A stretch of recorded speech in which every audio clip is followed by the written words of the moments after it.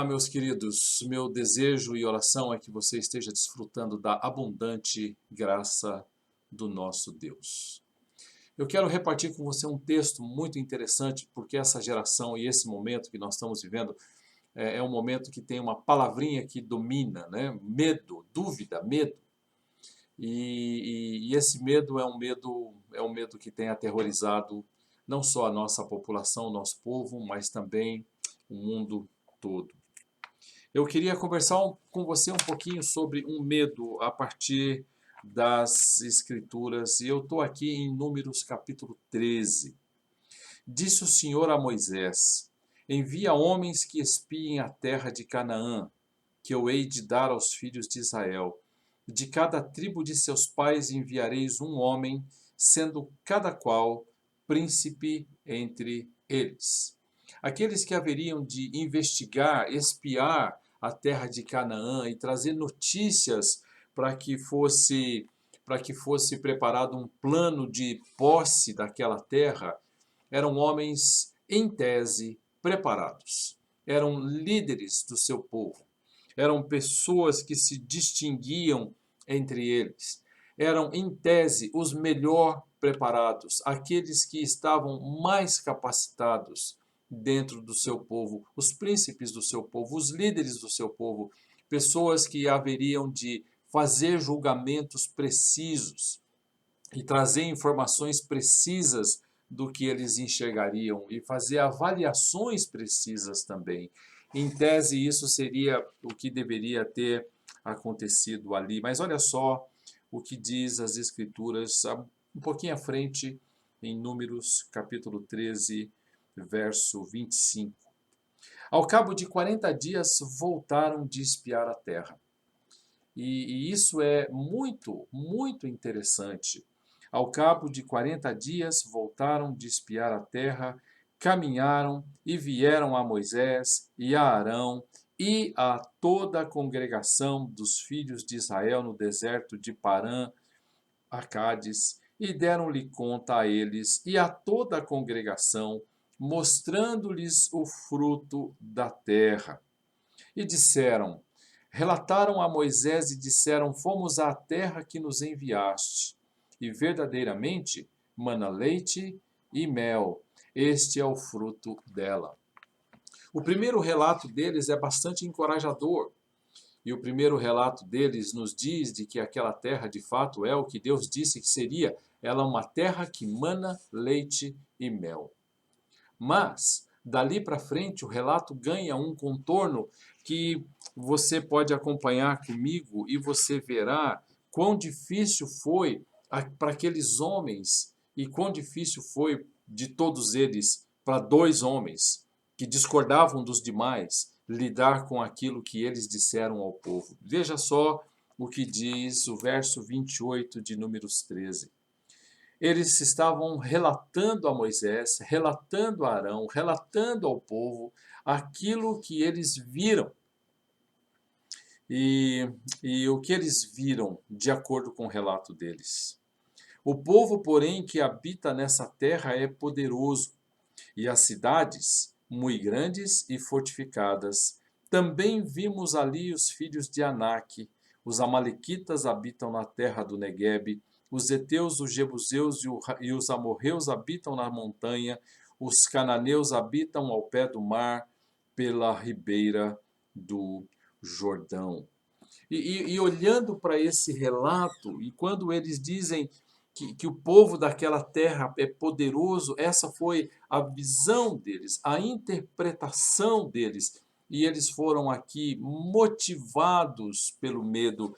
Nesse sentido, como eu estou lendo nesse texto que nós estamos acompanhando aqui, o medo do desconhecido é motivador, é uma fonte de motivação. É uma fonte de motivação. E eles estão dizendo, aquele povo, o medo motiva a que eu olhe de uma determinada maneira, determinada situação. E é uma fonte de motivação e eu quero dar para você algumas dessas motivações aqui. Verso 31, o medo ele é paralisante. Ele é paralisante. O medo do desconhecido é paralisante. Porém, os homens, verso 31, que com ele tinham subido, disseram: não poderemos subir contra aquele povo, porque é forte, mais forte do que nós. E eles estão dizendo: o que eu estou dizendo para vocês aqui, relatando para vocês, é que aquilo que nós olhamos, 12 homens foram para lá, e aqueles 12 homens voltaram, 2 deles pensavam de um jeito, 10 pensavam de outro. E eles então estavam conflitados no coração, porque olharam para aquela terra que Deus prometera. Não perca isso de vista. A terra que Deus prometera. E eles disseram: aqueles homens são mais fortes do que nós. Nós não podemos subir contra aquele povo. O medo é paralisante. Quando você e eu temos um medo do desconhecido, esse medo tende a nos fazer paralisar. Mas pior do que isso, verso 32, o medo ele é contaminante. Além de paralisante, ele contamina. E diante dos filhos de Israel infamaram a terra que haviam espiado, dizendo: a terra pelo meio da qual passamos a espiar é terra que devora os seus moradores, e todo o povo que vimos nela são homens de grande estatura. Vimos ali gigantes, essa era a visão deles, e éramos com os nossos próprios olhos como gafanhotos, e eles infamaram aquele povo. E eles disseram àquele povo todinho, infamando a terra, dizendo: nós não temos a menor condição de subir. E veja só o tipo de contágio que isso produziu. Levantou-se, pois, 14:1, toda a congregação e gritou em voz alta, e o povo chorou aquela noite, e todos os filhos de Israel murmuraram. Ele é contaminante, o medo contamina. O medo é paralisante, o medo é contaminante, e são forças motivadoras.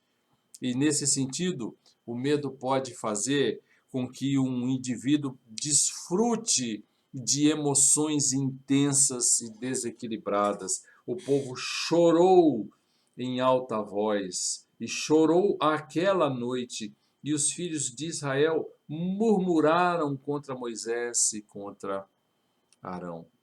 O medo é paralisante, o medo contamina, o medo produz reações, emoções intensas e desequilibradas, e ele produz reações destemperadas também. Murmurar contra os filhos de Israel, e eles estavam ali diante de Moisés e Arão, reclamando daquela condição trazida por aqueles 10 homens que estavam relatando. E embora 2 outros estivessem dizendo o contrário, o povo deu ouvido aos 10, porque o medo é poderoso. O medo é uma força poderosa. Além de produzir emoções intensas e produzir reações intensas, ele incita a decisões tortuosas. O medo é paralisante, o medo contamina, o medo produz emoções intensas e desequilibradas, o medo produz reações intensas e destemperadas, e ele incita a um caminho tortuoso. E então disseram a Moisés, e diziam uns aos outros: levantemo-nos, verso 4, 14:4, levantemos um capitão e voltemos para o Egito. O medo nos conduz, e o medo é capaz de motivar a decisões tortuosas. Verso 10, apesar de toda a congregação ter ouvido o que ouviu daqueles 2 homens, que eu já vou dizer para você quem são, eles disseram: vamos apedrejar esses 2 e vamos voltar para o Egito. O medo é uma força motivadora, é paralisante, é contaminante, produz emoções intensas e desequilibradas, produz reações destemperadas e incita a decisões tortuosas. É isso que o medo faz. Esse é o medo do desconhecido. Mas há um outro medo, e você tem aqui 2 homens que de repente chegaram diante do povo e disseram o contrário, Josué e Calebe. E eles disseram exatamente o contrário. A perspectiva daquele que teme ao Senhor está no verso 30, então Caleb fez calar o povo, eia, subamos, possuamos a terra, prevaleceremos contra ela. Mas aqueles homens não estavam dispostos a ouvi-los. E eles disseram, Josué e Caleb, se o Senhor se agradar de nós, então nos fará entrar na terra e nos dará terra que mana leite e mel. E ele está dizendo para aquele povo, o Senhor disse que daria e ele dará. E nós estamos olhando aquilo que eles, ouvindo o que esses homens estão dizendo, mas eu estou dizendo, Josué e Caleb, eles estavam dizendo, nós estamos dizendo para vocês de que o Senhor nos dará essa terra. Então somente não sejais rebeldes contra o Senhor, e não temais o povo dessa terra, porquanto como pão os devoraremos. Retirou-se deles o seu amparo. O Senhor é conosco, não temais. E ele está dizendo, não confiar no Senhor, verso 9, 14, 9, Números 14, 9. Então somente não sejais rebeldes contra o Senhor. O temor do desconhecido e o temor daquilo que Deus prometeu, não confiar no Senhor é rebeldia aos olhos de Josué e de Caleb. Mas existe um temor bom e um temor desejável e um temor libertador, um temor que quebra esses grilhões da paralisia, do medo do desconhecido, que nos faz ter reações equilibradas e que nos traz segurança, realização e genuíno contentamento. O salmista, como você já viu a gente falando no Salmo 34, no começo desse ano, ele diz, busquei ao Senhor e ele me livrou de todos os temores, livrou-me de todos os meus temores. Provai e vede que o Senhor é bom, bem-aventurado, feliz o que nele se refugia. Bem-aventurado o que nele se refugia. O temor do Senhor é o antídoto contra esse medo paralisante, motivador, destemperado, desequilibrado, que conduz a decisões equivocadas, erradas e a caminhos tortuosos. Um pouquinho à frente no livro de Salmos ainda, Salmo 56. Salmo 56, como você já nos ouviu dizer, em me vindo temor, o que fazer? Paralisar? Hei de confiar em ti, verso 3. Em Deus, cuja palavra eu exalto, nesse Deus ponho a minha confiança, eu nada temerei. Nesse Deus ponho a minha confiança, verso 11, eu nada temerei. Que me pode fazer o homem? Que me pode fazer o homem? E o homem não pode fazer absolutamente nada quando o meu temor é o temor de Deus. O máximo que pode acontecer é eu perder minha vida. E eu tenho dito isso, eu disse isso para um rapaz, na verdade, jovem, que estava com muito medo de morrer. Eu disse, do que você tem medo? Ele disse, de morrer. Eu disse, mas se você morrer, você estará diante do Senhor. Qual é o seu medo? E então ele ficou paralisado, porque ele percebeu o quanto ele ama essa vida e o quanto ele quer ficar aqui. E o quanto ele não pensa em encontrar o Senhor. Por isso que ele teme a morte. E nesse sentido, nós estamos dizendo, bem-aventurado aquele que tem um temor santo de Deus que está diante dele. Salmo 118, verso 6 diz, o Senhor está comigo, não temerei, que me pode fazer o homem? Enquanto a palavra de Deus nos enche de segurança e enche de segurança aquele que teme ao Senhor, nos Estados Unidos, nesse momento, aumentou o número daqueles que consomem antidepressivos e ansiolíticos em mais de 36%, segundo a reportagem que nos chegou. Salmo 118, verso 8 e verso 9, diz assim, melhor é buscar refúgio no Senhor do que confiar em homens. Você confia em vacina, em máscara, melhor é buscar refúgio no Senhor do que confiar em homens. Use a máscara e tome a vacina, mas não coloque nisso a sua confiança. Melhor, verso 9, melhor é buscar refúgio no Senhor do que confiar em príncipes. Salmo 128, nós estamos falando de um medo que é o antídoto, e brevemente, só brevemente aqui, o antídoto para o temor do desconhecido. Salmo 128, 1. Feliz aquele que teme ao Senhor e anda nos seus caminhos. Feliz aquele que teme ao Senhor, feliz aquele que anda nos seus caminhos. Um pouquinho à frente você tem o salmista dizendo no Salmo 130, verso 4, contigo está o perdão para que te temam. Eu temo aquele que é capaz de me perdoar, de me conduzir. Eu temo aquele que é capaz de me manter nas mãos dele, nas suas garras. E eu posso descansar nele, confiar nele, não temê-lo. Por que não?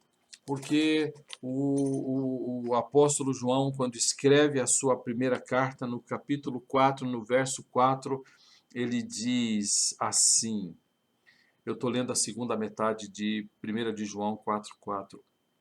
Porque maior é aquele que está em vós do que aquele que está no mundo.